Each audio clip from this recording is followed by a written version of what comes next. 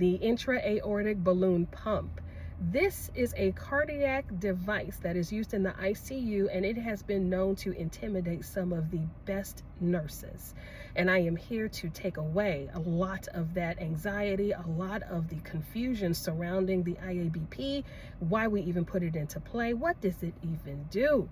Student and new graduate nurses, get real familiar with that save button over there, because I guarantee you're going to want to have this information tucked away for future reference. Intra-aortic balloon pump. Look at the name, and that tells you what it does and where it goes.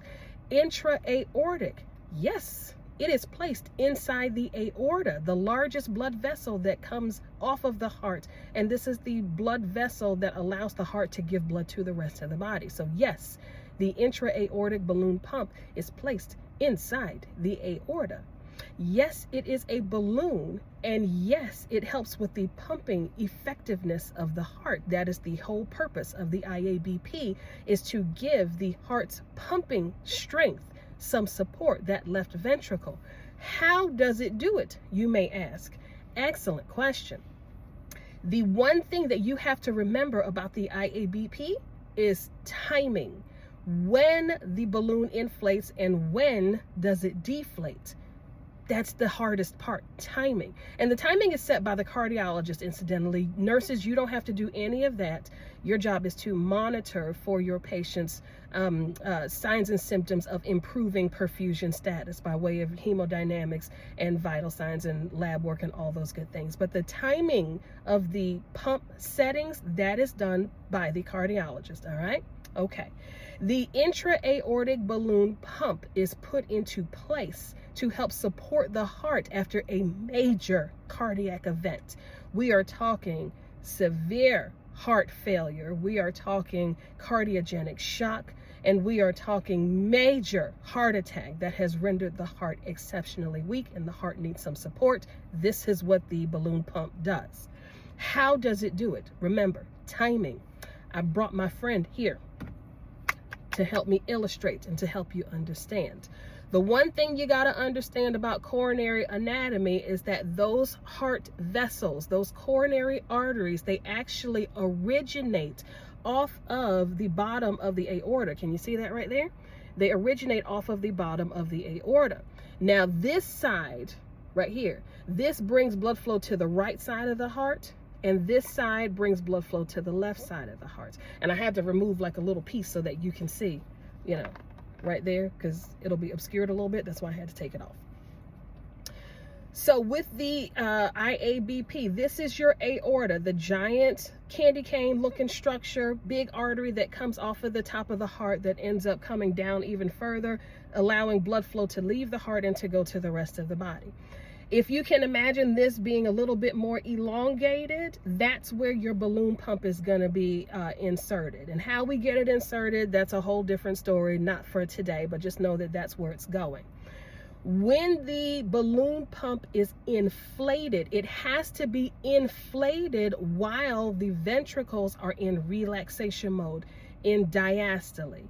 Because when that balloon pump is inflated, it is going to push blood back into that aorta and ultimately into those coronary arteries, so that that chamber, that left ventricle right here, can get perfused a whole lot better. And it is very difficult to perfuse muscle that is all contracted.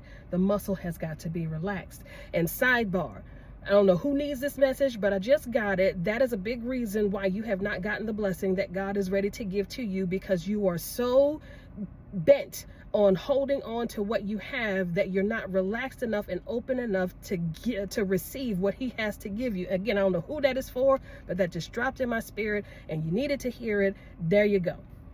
With the coronary arteries, once the blood flow is pushed back, again, heart is in diastole, relaxation, balloon pump is inflated so that blood is not coming through the aorta, it's being pushed back into those coronary arteries to perfuse that left ventricle. That left ventricle has got to have some additional help.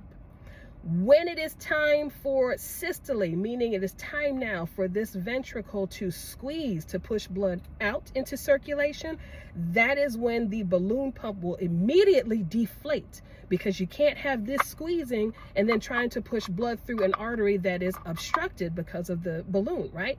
So balloon pump will immediately deflate, ventricle squeeze. It has a lot less afterload, a lot less resistance to push that blood now through the aorta and to the rest of the body. If you have no idea what afterload is, don't sweat it. Just hit pause right fast. Go back through previous recordings that I've done. Look at the header.